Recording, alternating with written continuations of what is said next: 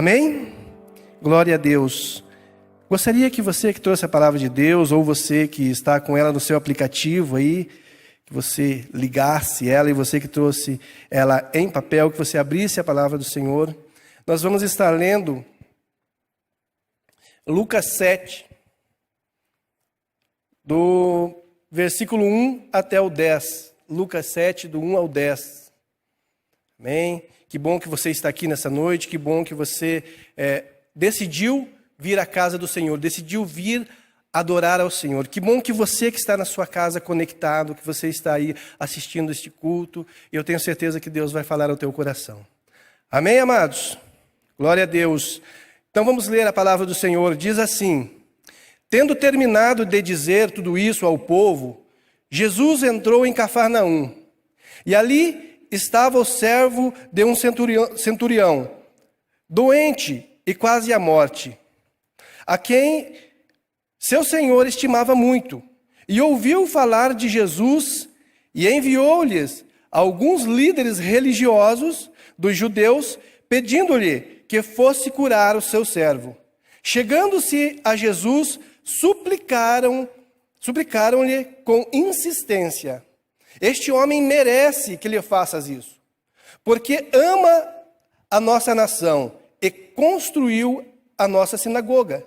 Jesus foi com eles e já estava perto da casa quando o centurião mandou amigos dizerem a Jesus: Senhor, não te incomodes, pois não mereço receber-te debaixo do meu teto. Por isso, nem me considerei digno de ir ao teu encontro. Mas dize uma palavra e o meu servo será curado. Pois eu também sou homem sujeito à autoridade, e com soldados sob o meu comando, digo a um, vá, e ele vai. Digo a outro, venha, e ele vem. E digo ao meu servo, faça isto, e ele faz. Ao ouvir isso, Jesus admirou-se dele, e voltando-se para a multidão que o seguia, disse: eu lhes digo que nem em Israel encontrei tamanha fé. E então os homens que haviam sido enviados voltaram para casa e encontraram o servo restabelecido. Amém? Glória a Deus. Você pode se assentar em nome de Jesus. Esta passagem, o pastor Bira tem pregado aqui, tem ministrado aqui, na verdade, sobre milagres. Vários textos sobre milagres têm sido apresentados aqui. E nós temos aprendido algumas coisas, nós temos sido motivados a mudar algumas atitudes, nossos comportamentos, a buscar de forma mais intensa. E nesta noite não é diferente.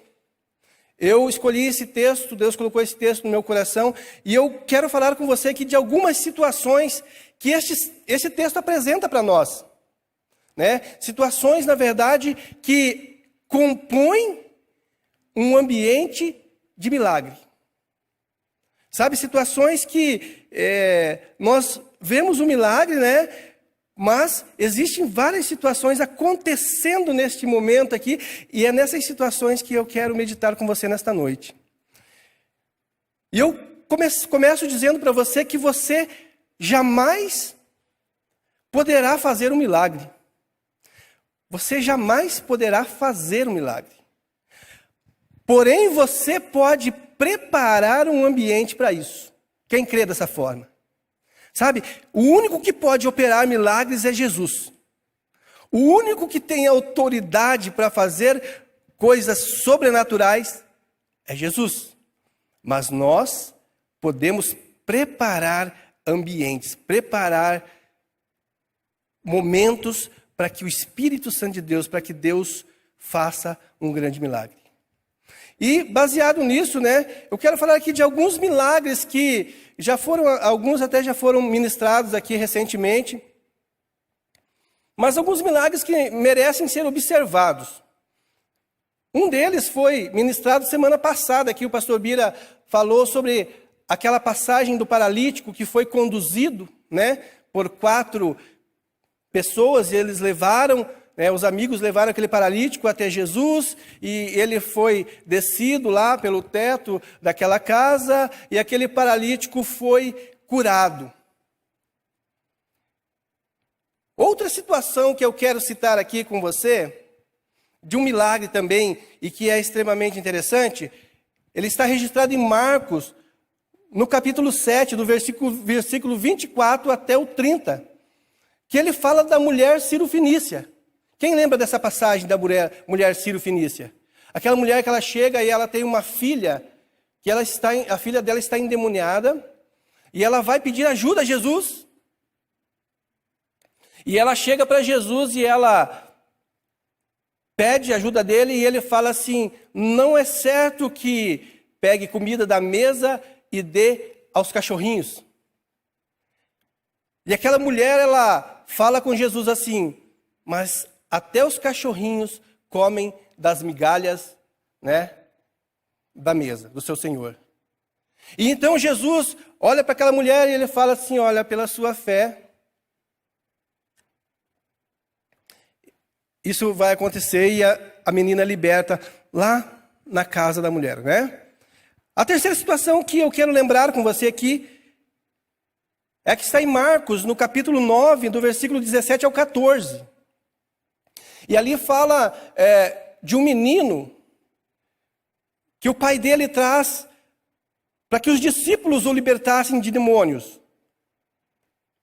E Jesus tinha passado aquela noite no monte, e quando ele desce do monte, aqueles discípulos estavam ali, né, lutando para libertar aquele menino, e eles não conseguiam. E então Jesus chega ali e ele ordena, e aquele menino fica curado.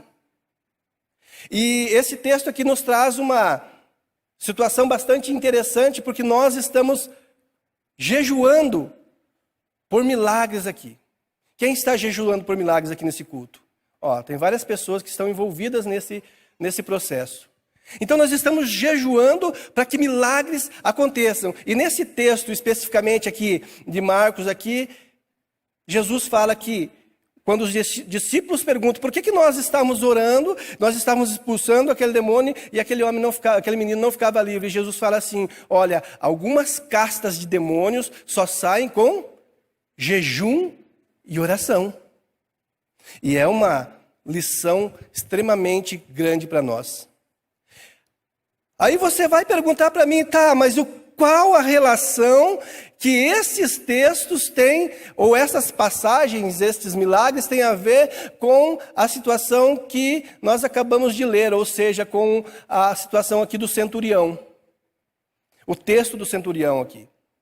E eu digo para vocês que em todos estes casos, em todas essas situações, alguém se predispôs e foi até Jesus.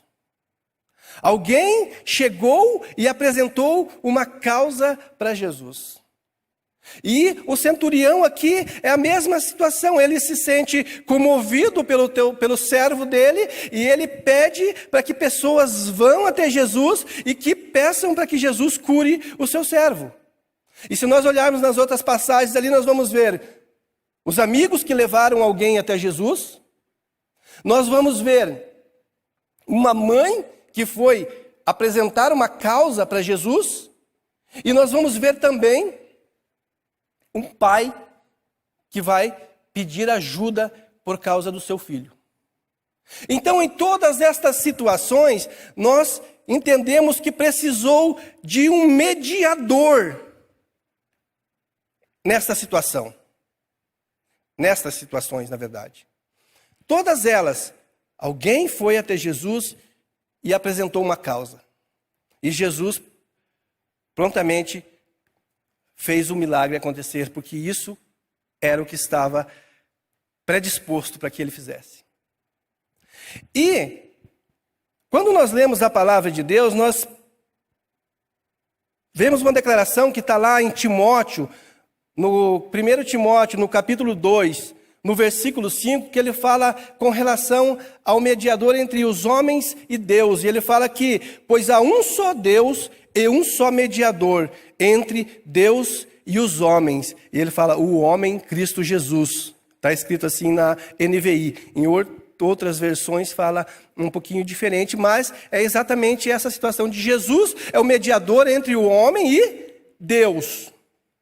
Mas entre o homem e Jesus, é nós que somos esses mediadores.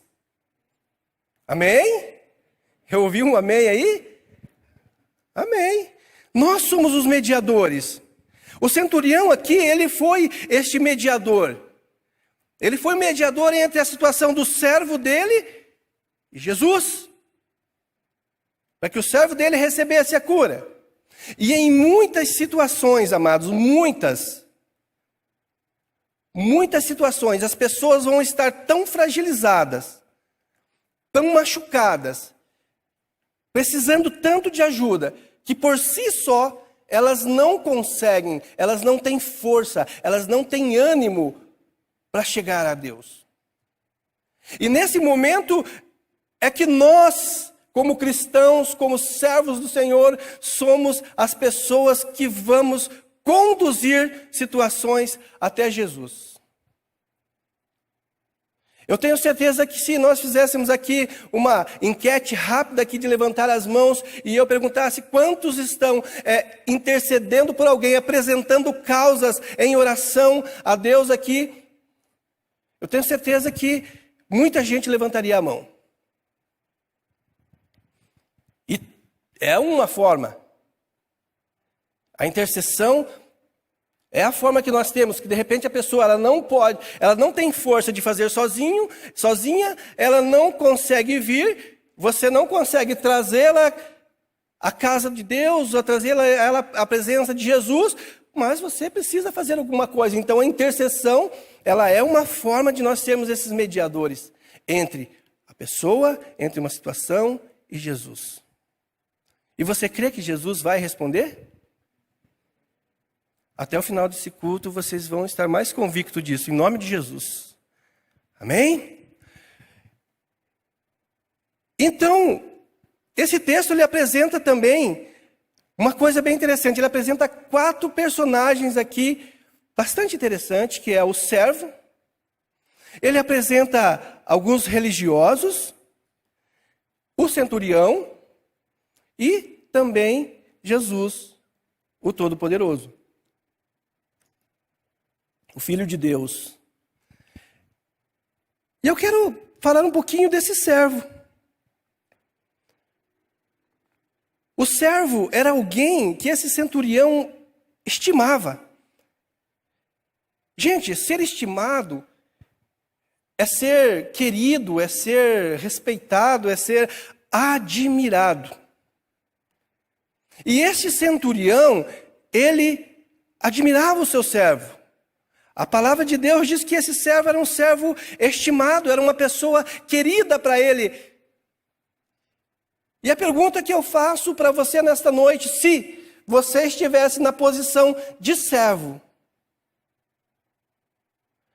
como que seu Senhor olharia para você?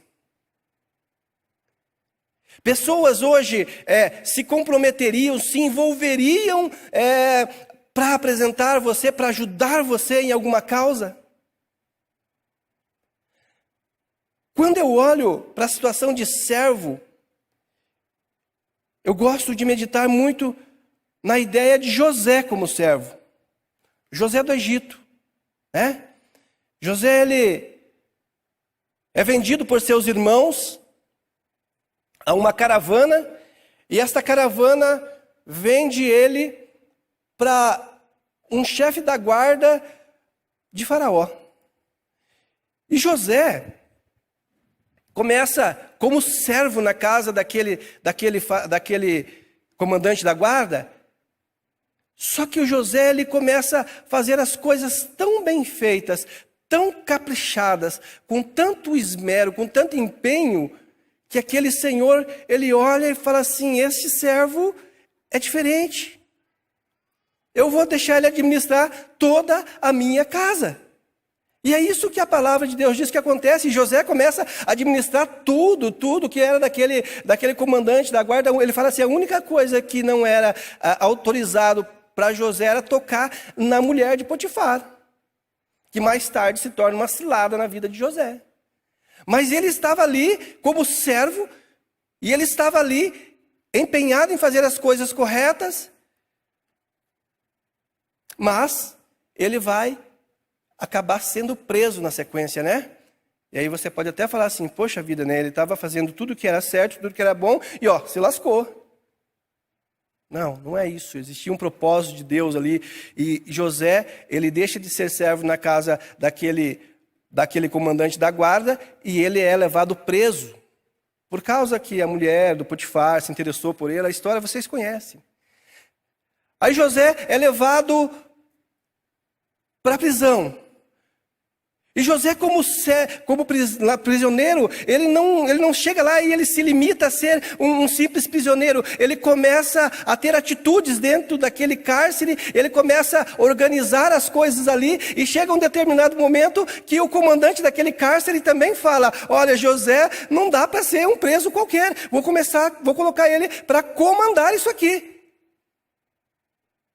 E mais tarde, nós vamos descobrir, lendo o texto, que José se torna o segundo homem mais poderoso no Egito, respondendo abaixo somente de Faraó.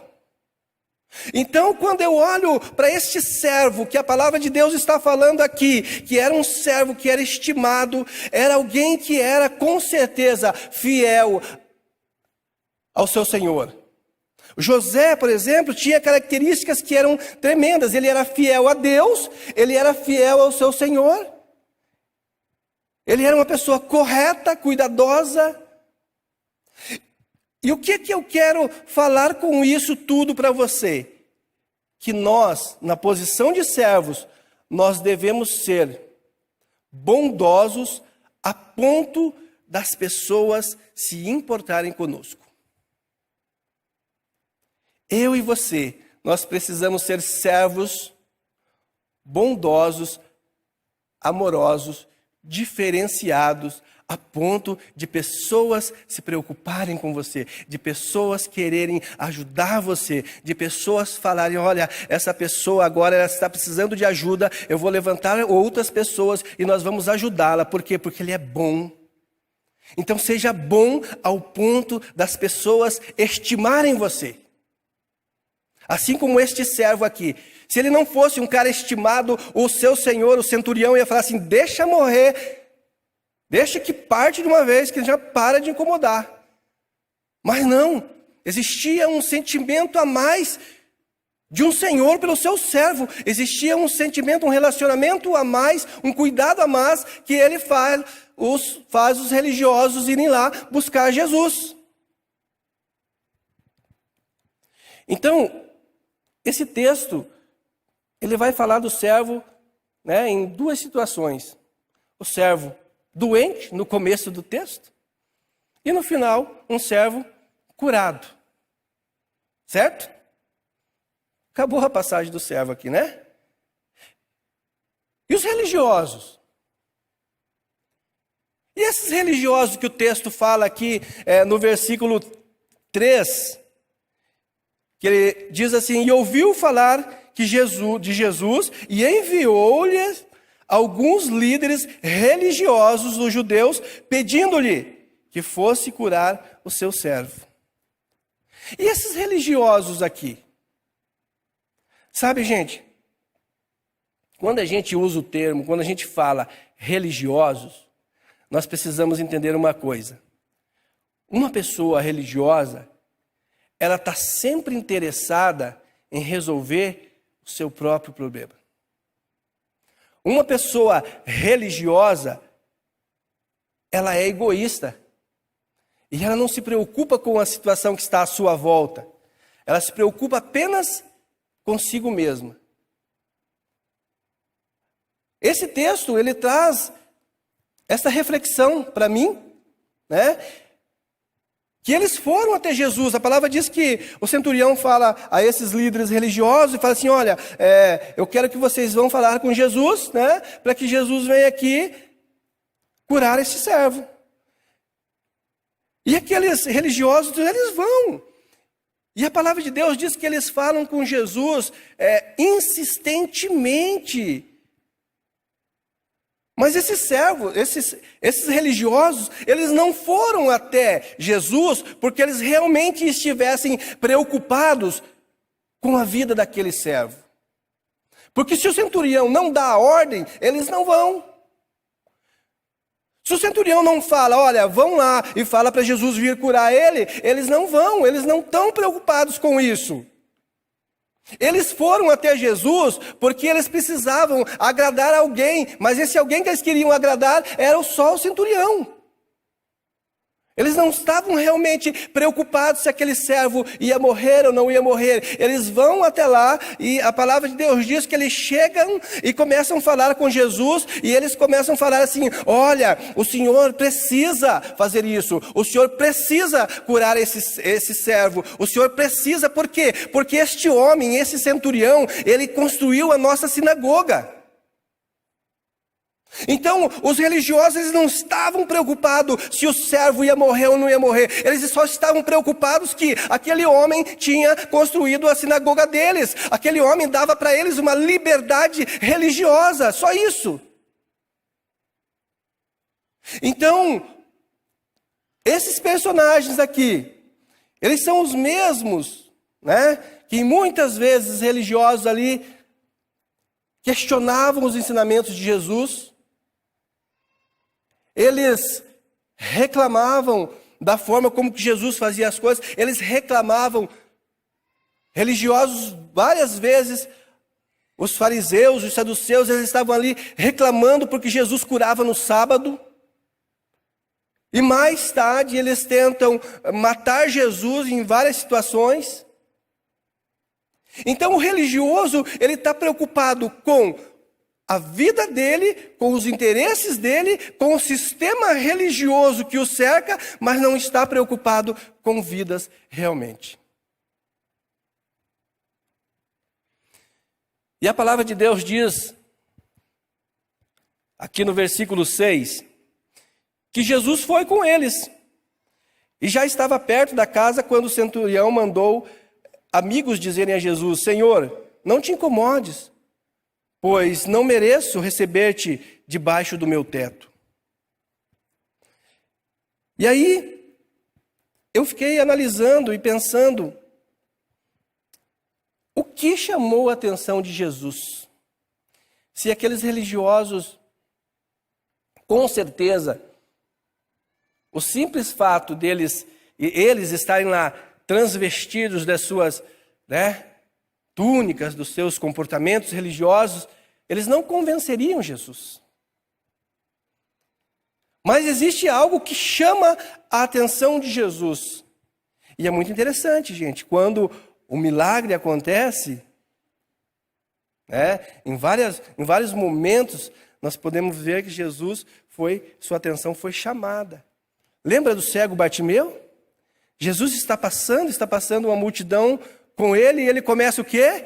Gritar: Jesus, filho de Davi, tem compaixão de mim. E aí chegam para esse cego e falam: olha, dá um tempo, segura a onda aí, você está incomodando o mestre. E ele começa a gritar mais alto: Jesus, filho de Davi, tem compaixão de mim. E ele vai gritando, até o momento que Jesus para e vai atender a esse cego. Pergunta a ele o que ele quer, ele diz: eu quero ver, e o Senhor o cura. Então, esse cego Bartimeu, ele chama a atenção de Jesus através do quê? Do grito. Através, de chamar a atenção realmente fazendo barulho. Mas existe personagem que chamou a atenção de Jesus em silêncio. Há uma passagem que diz que Jesus está indo no meio da multidão e alguém vai e toca na orla de Jesus. Alguém toca no manto dele e Jesus para e fala: quem me tocou? E os discípulos, como sempre, eles estão querendo arrumar alguma justificativa, e eles falam: Jesus, o Senhor está cercado aqui de uma multidão de pessoas, eles apertando o Senhor de um lado para o outro, e o Senhor vem nos perguntar: quem te tocou? E aí Jesus fala assim: alguém me tocou, porque de mim saiu virtude.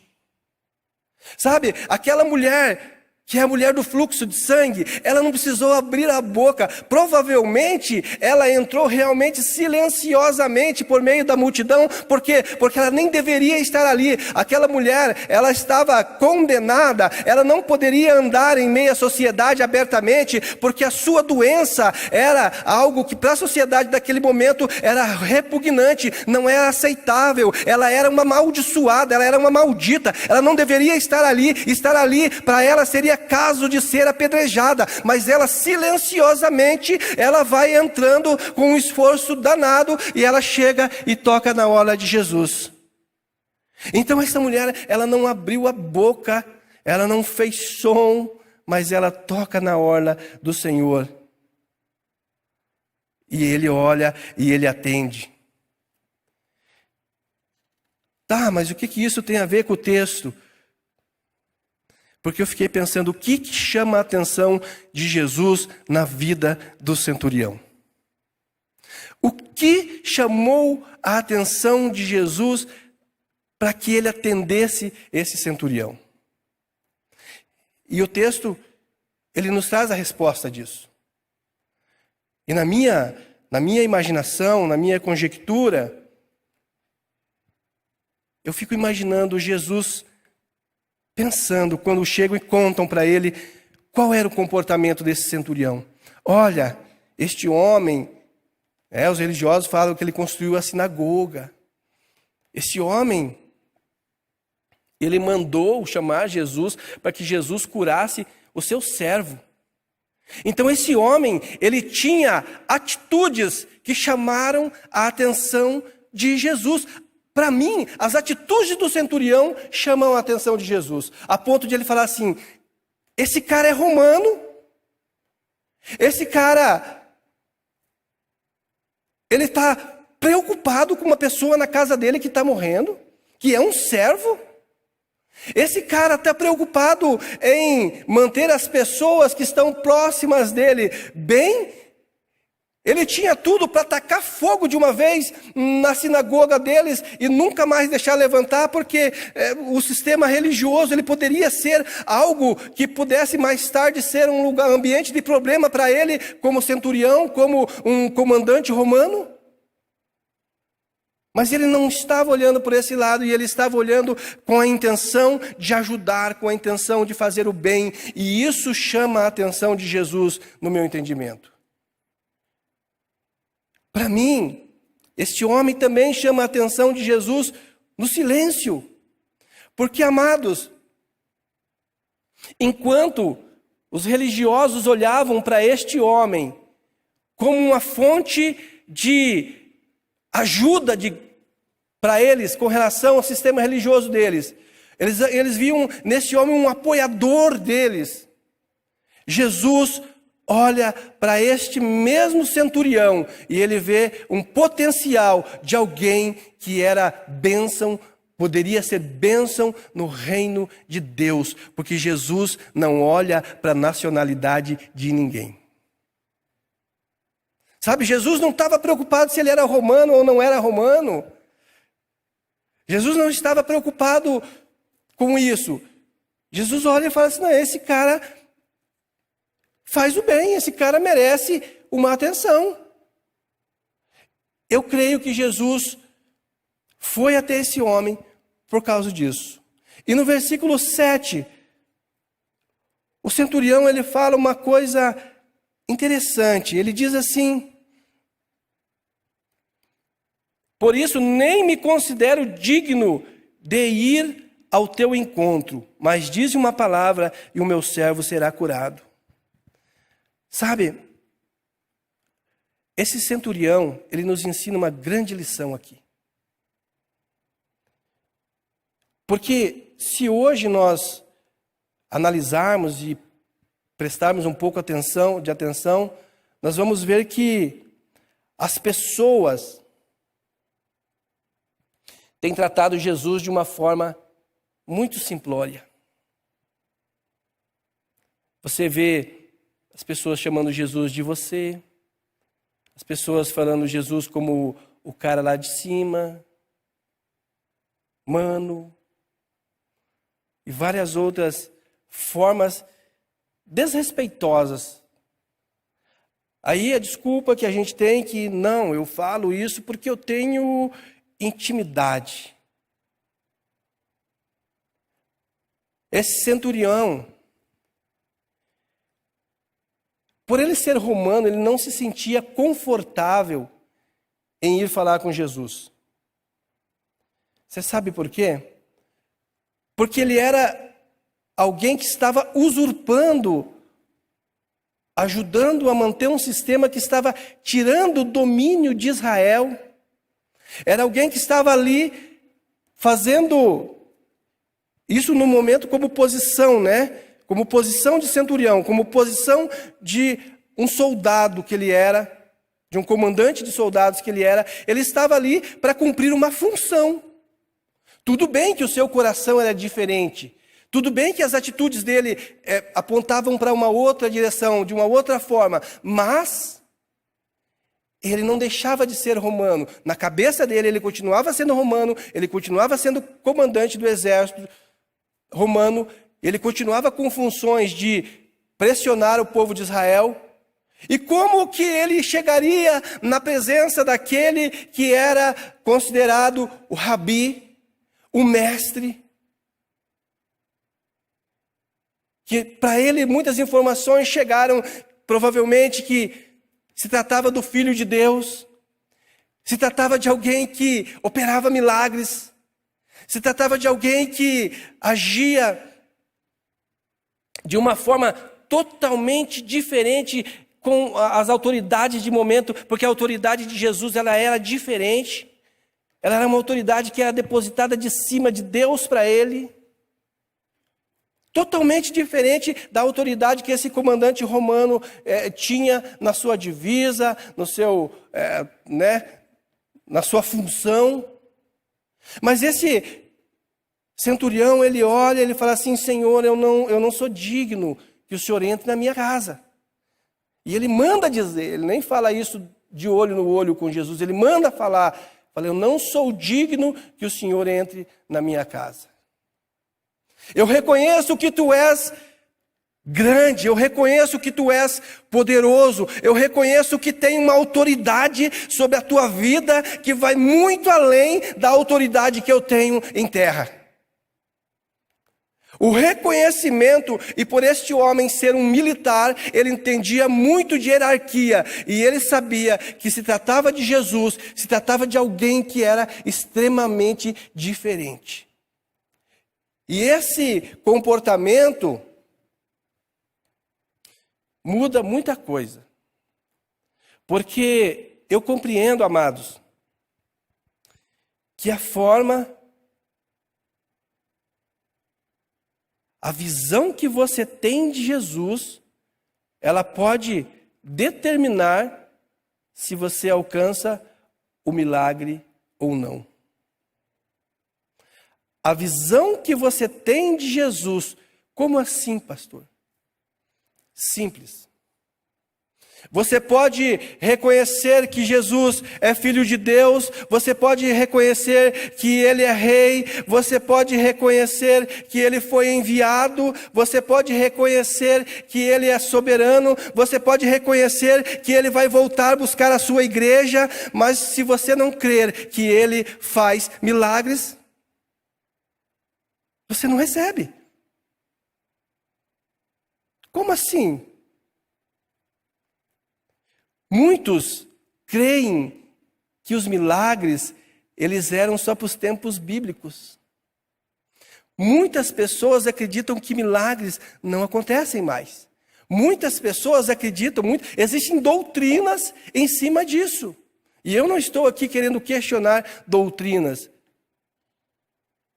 Mas existem muitas pessoas que elas acreditam que Jesus é Deus, que Jesus é Filho de Deus, que Ele é soberano, que Ele é poderoso, que Ele veio, que Ele nos redimiu, que a obra salvífica que Jesus fez por nós, através da cruz do Calvário, é real, mas elas não acreditam em milagres.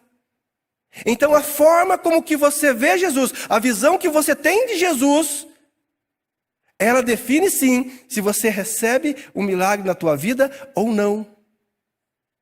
E nós aqui cremos em milagres. Você está num culto que se chama Noite dos Milagres. E aqui nós cremos que Jesus é o mesmo de ontem, de hoje e de eternamente. Que Jesus fazia, que Ele faz e que Ele continua fazendo. E que Ele está se movendo neste lugar, em meio a este lugar. E Ele está tocando vida aqui. Se você crer, você pode receber.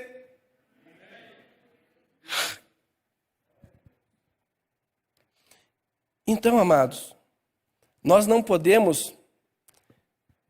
Se eu fosse te dar uma frase de alerta nesta noite, eu diria para você o seguinte: não trate de maneira comum aquele que é extraordinário. Não trate de qualquer forma aquele que é soberano, que é poderoso, que pode mudar toda e qualquer circunstância. Nós precisamos tratar Jesus com o devido respeito, com a devida autoridade que Ele tem, porque Ele já comprou todas as nossas vidas com o seu sangue precioso naquela cruz. Nós já pertencemos a Ele.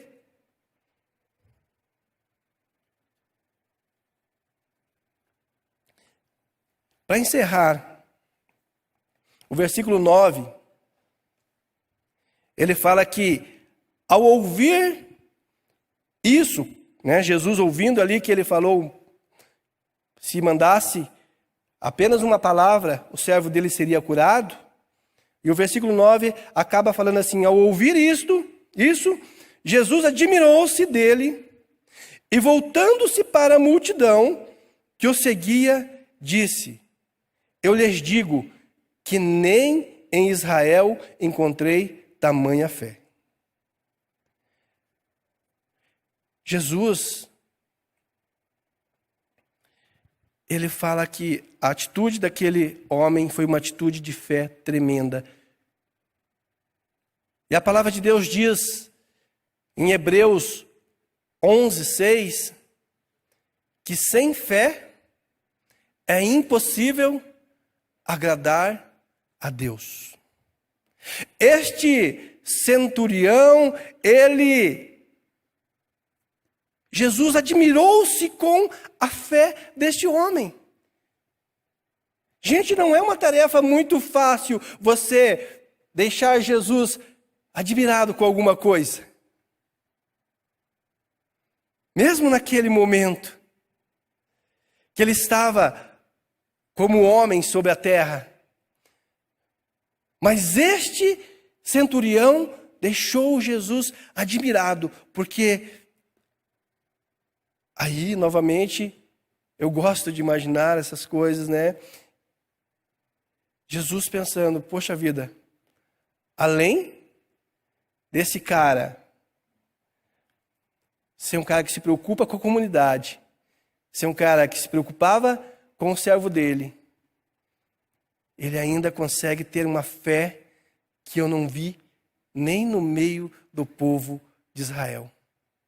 Nem naqueles que foram fundamentados nas leis mosaicas, nem naqueles que conheciam Deus, conheciam sobre Deus, eles não tinham o mesmo comportamento de fé. Sem fé é impossível agradar a Deus. E para finalizar, amados, Jesus, a cura de Jesus sobre aquele servo, nesse texto, só é a cereja do bolo. sabe? Porque das tantas coisas que nós aprendemos nessa palavra, a Bíblia, ela não diz aqui qual a nacionalidade desse servo. Já parou para pensar nisso? Ah, ele era de Israel, pastor. Não sei. O povo romano, eles vieram conquistando muitos locais até chegarem em Israel. Esse servo podia ser de qualquer lugar daquelas regiões.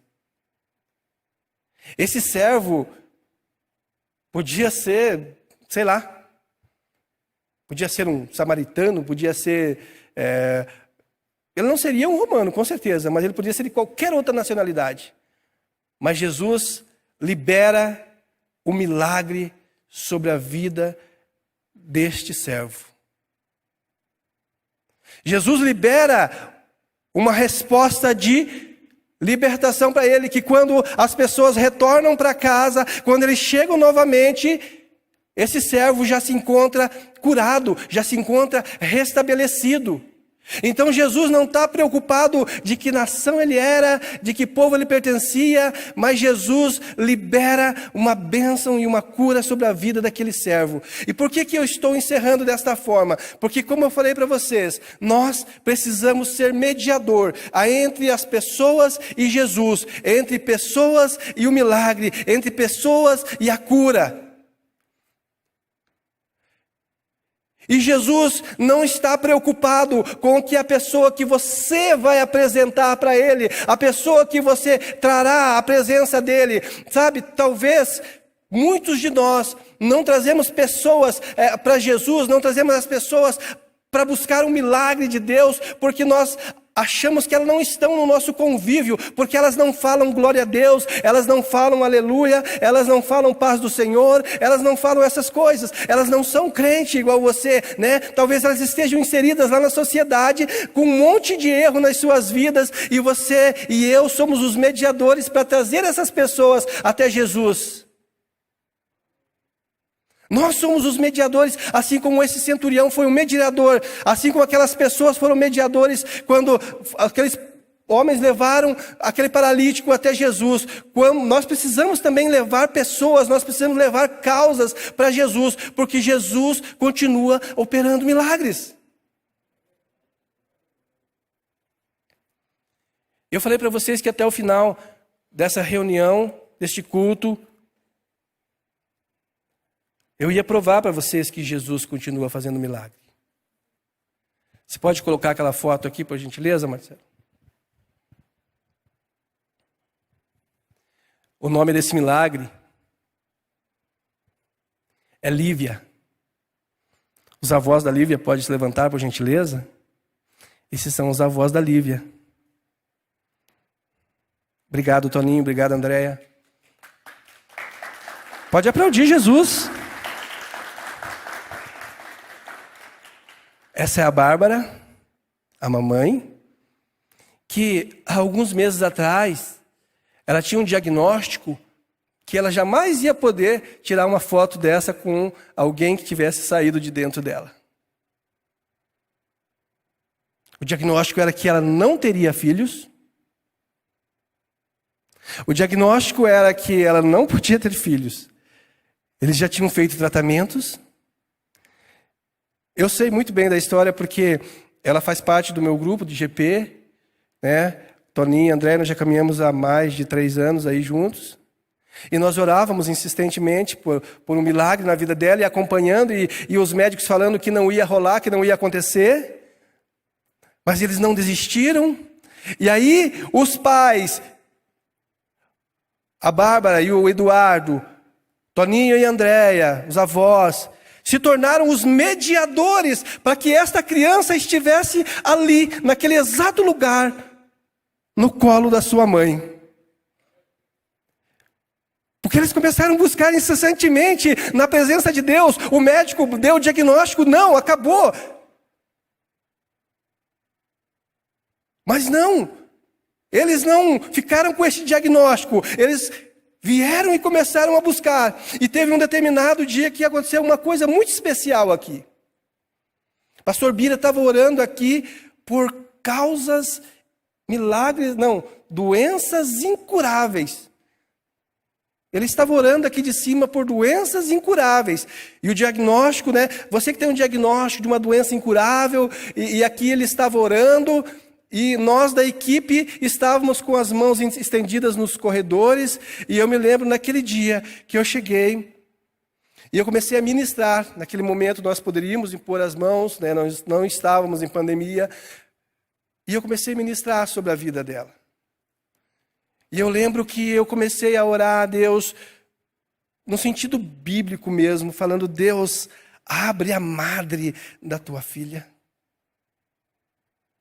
Sabe, eu tenho convicção que aquela busca que eles tiveram por vários dias aqui, a resposta do Senhor veio, porque eu acredito que eles foram mediadores deste milagre. Este milagre, opa, tirou. Aquele milagre que vocês viram ali, essa prova de que Deus continua operando neste lugar. Deus continua operando neste lugar. Amém?